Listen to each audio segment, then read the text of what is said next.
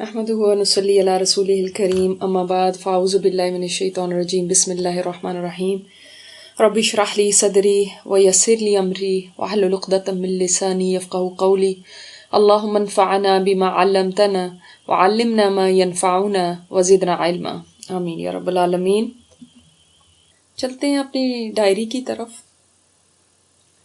آج ہم اس کے 8th پارٹ دیکھیں گے۔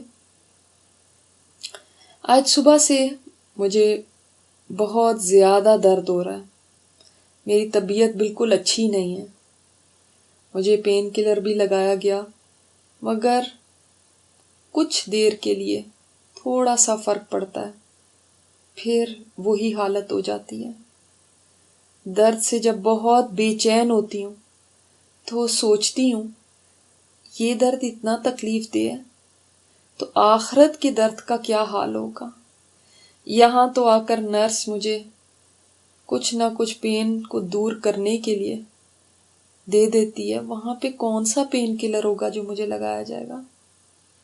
قبر کا درد کتنا برا ہوگا، یہ سوچتے ہی اس درد کا احساس کچھ کم ہو جاتا ہے، ایک تسلی سی ہو جاتی ہے کہ اگر اس درد سے میرے آخرت کے درد میں کہیں کمی ہو سکتی ہے تو میں سمجھوں گی کہ پھر بھی میں فائدے میں ہی رہی۔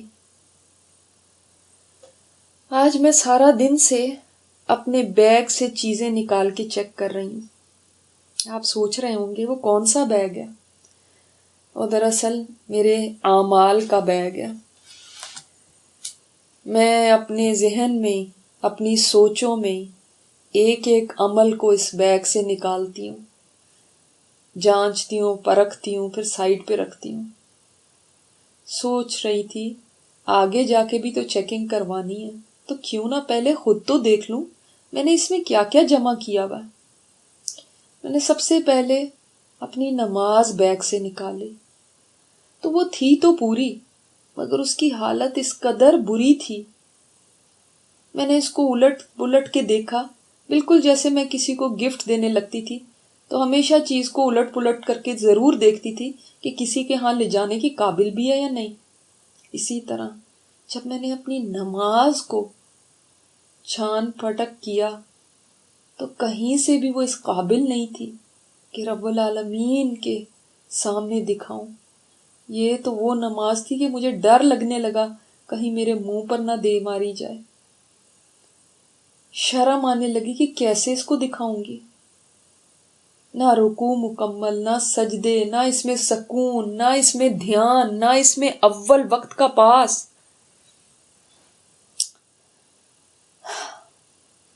اس قسم کا تحفہ تو ہم انسانوں کو بھی نہیں دیتے، اور میں اللہ تعالیٰ کے آگے لے جانا چاہ رہی ہوں۔ میں کیسے کہوں گی کہ میں یہ لے کر آئی ہوں؟ اب میں کیا کروں؟ میں کتنی دیر تک سوچ میں پڑی رہی، کس طرح فکس کروں؟ یہ نمازیں تو اب فکس نہیں ہو سکتی۔ اتنا سوچنے کے باوجود کچھ حل مجھے سمجھ نہیں آیا۔ پھر میں نے اپنا روزہ نکالا تو روزے بھی میرے کئی مس ہوئے ہوئے تھے، کہیں پریگننسی کے روزے، کہیں سال بھر کے چھوٹے ہوئے روزے جو رکھے ہی نہیں، ہر سال کے پتہ نہیں کتنے جمع ہو گئے، اور کئی اس سے پہلے ینگ ایج میں پڑھائی کے دوران جو چھوٹ گئے تھے۔ جب سے قرآن کلاس میں جانے لگی سمجھ تو آ گئی تھی کہ مجھے یہ روزے رکھنے ہیں، مگر ہر رمضان میں سوچتی تھی بس رمضان ختم ہو جائے تو پھر رکھوں گی، لیکن پورا سال گزر جاتا اور مجھے توفیق نہیں ملتی تھی۔ اب کیا کروں؟ کیا صورت نکالوں اس کو فکس کرنے کی؟ اب تو میں روزے رکھنے کے قابل بھی نہیں رہی، میری حالت اجازت نہیں دیتی۔ کوئی فدیہ دے دوں، مگر فدیہ تو اس کے لیے نہیں ہے۔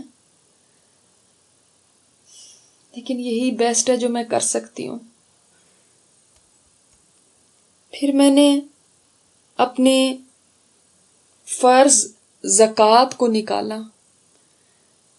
ہاں دیتی تو تھی مگر کیلکولیٹ کبھی نہیں کرتی تھی، بس کچھ اندازے سے ہی دے دیا کرتی تھی۔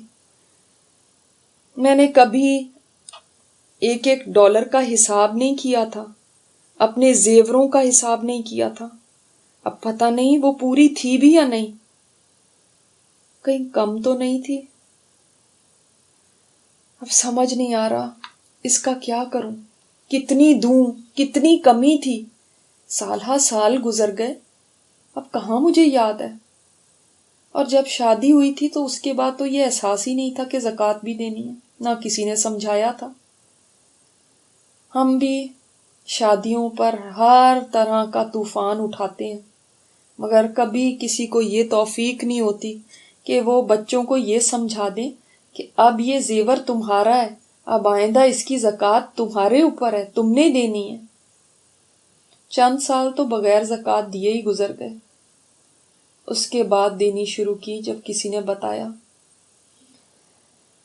اللہ، مگر کیا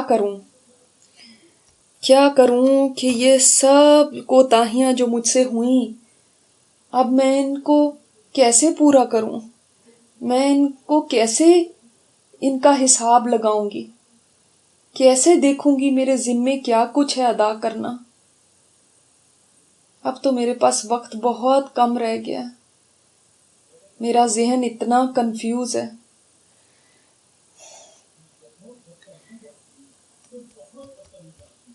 تو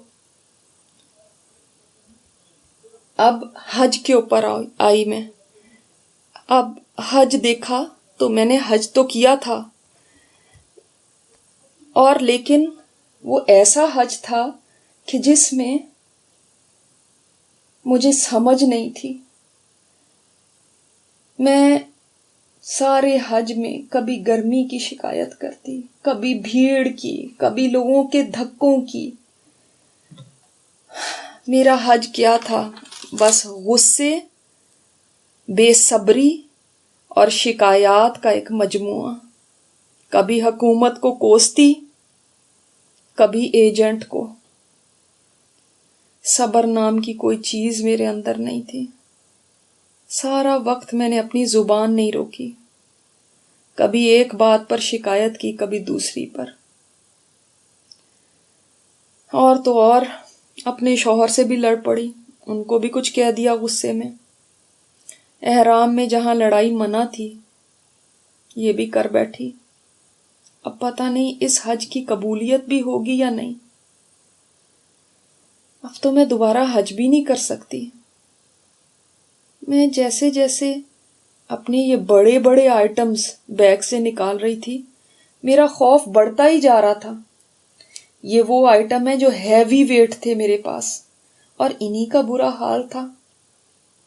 یہ تو سب سے اچھے ہونے چاہیے تھے، تبھی میں آگے کی کوئی امید رکھتی کہ کچھ اور دکھاؤں، مگر میں نے تو پلرز میں ہی کمی کر دی۔ جس کے پلرز ہی خراب ہوں وہ آگے کیا دکھائے گا؟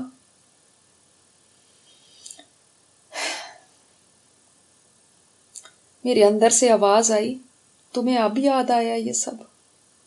ہاں، اب اس لیے یاد آیا کہ میں نے کبھی اس طرح سے اپنا بیگ چیک ہی نہیں کیا تھا۔ میں کیا جمع کر رہی تھی، کیسا جمع کر رہی تھی، کبھی سوچا نہیں تھا۔ کمی بیشی کہاں پہ رہ گئی تھی، کبھی میں نے اس کی فکر ہی نہیں کی۔ اور اب فلائٹ تیار کھڑی ہے، اب کیسے میں اس کمی کو پورا کروں؟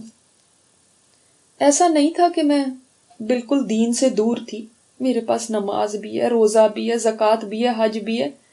انہی سب چیزوں پر تو مجھے بڑا مان تھا، میں ان کو بہت بڑا سمجھا کرتی تھی، مگر ایک بھی ڈھنگ کا نہیں ہے۔ کتنی ساری کمیاں ان میں۔ مجھے تو الٹا ڈر لگ رہا ہے کہ میں یہ لے کر جاؤں گی۔ دنیا میں جب سفر کرنا ہوتا تھا تو میں اتنی پرٹیکولر تھی، کہ اس سامان میں ذرا 1 پاؤنڈ بھی نہ بڑھے. 10 بار میں اس کا وزن کرواتی تھی اور یہی کہتی تھی اچھی طرح دیکھ لو، یہ نہ ہو ایئرپورٹ پر سامان کھلوانا پڑے. مگر جو بیگ اللہ کے ہاں لے جانا تھا وہ میں نے کبھی آج تک دیکھنا گوارا ہی نہیں کیا کہ اس میں پڑی ہوئی چیزوں کا وزن کتنا ہے. یہاں کے سفر میں کبھی کوئی ایسی چیز نہیں رکھتی تھی جو مجھے ڈر ہوتا تھا کہ کسٹم والے کھلوا لیں گے، روک لیں گے ایئرپورٹ پر. ذرا سی دیر ان کے روکنے کے ڈر سے میں کھانے پینے کی چیزیں بھی رکھتی نہیں تھی. میں بہت محتاط ہوتی تھی. یہاں کے لیے اتنی عقل مندی اور ہمیشہ کے سفر کے لیے اتنی بے وقوفی. میں نے اتنا بڑا رسک لے لیا کہ سارے ہی آئٹمز وہ ہیں جن پر سوال ہو سکتا ہے، ان کو نکال کر دور پھینکا جا سکتا ہے کہ یہ لائی ہو اس قسم کی نمازیں.